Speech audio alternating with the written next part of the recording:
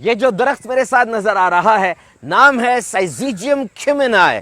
اس کی چھال، پھل، بیج، پتے سب ادویات کے طور پہ استعمال ہوتے ہیں. جامن کا درخت ہے یہ، اور تمام جدید تحقیقات، فورن اینڈ لوکل ریسرچز اور کلینکل ٹرائل سے یہ پتہ چلتا ہے کہ یہ درخت، یہ جامن، یہ ذیابیطس یعنی شوگر کے کنٹرول میں بہت زبردست اور بہت فائدہ مند ہے.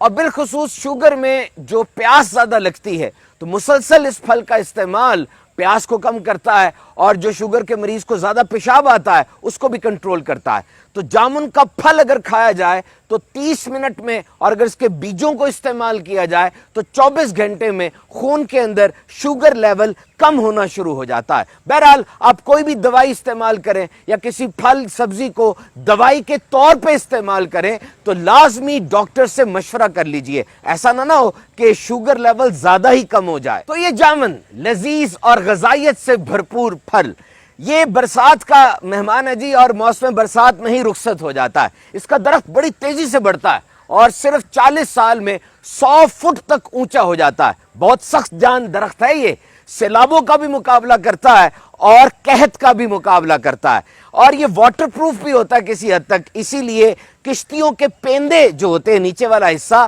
وہ جامن کے درخت سے بنایا جاتا ہے. کھیلوں کا سامان بھی اس سے بنایا جاتا ہے. پھول اور پھل اس کے خوشبودار ہوتے ہیں اور اتنا پھل لگتا ہے کہ نیچے درخت کے سارے پھل بکھرے بکھرے نظر آتے ہیں. And it's a blood purifier, یہ خون کی صفائی کرتا ہے، اور جسم کے اوپر جو کیل، چھائیاں، پھوڑے، پھنسیاں وغیرہ ہو جاتے ہیں تو سکن ٹریٹمنٹ کے لیے ایک بڑی زبردست چیز ہے. آنکھوں، دانتوں اور مسوڑوں کو مضبوط کرتا ہے، اور پورے گیسٹرو انٹسٹائنل ٹریکٹ یعنی یہ جو نظام ہے سب کو بہترین طریقے سے صاف کرتا ہے. تو جامن کا آبائی وطن تو برِ صغیر ہے، لیکن یہاں سے یہ پوری دنیا میں پھیلا.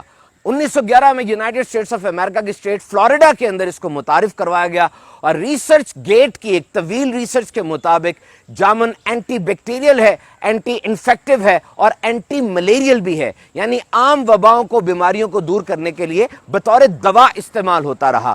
جامن کے درخت کے جو پتے ہوتے ہیں اس کے اوپر ریشم کے کیڑے بھی پالے جاتے ہیں. تو جامن ایک موسمی پھل ہے، اور جتنے بھی سیزنل فروٹس اور ویجیٹیبلز ہوتے ہیں ان میں قدرتی طور پہ یہ صلاحیت ہوتی ہے کہ وہ اس موسم کی بیماریوں سے نہ صرف بچاتے ہیں بلکہ جسم کی قوت مدافعت یعنی جسم کی امیونٹی پاور کو بھی بڑھاتے ہیں.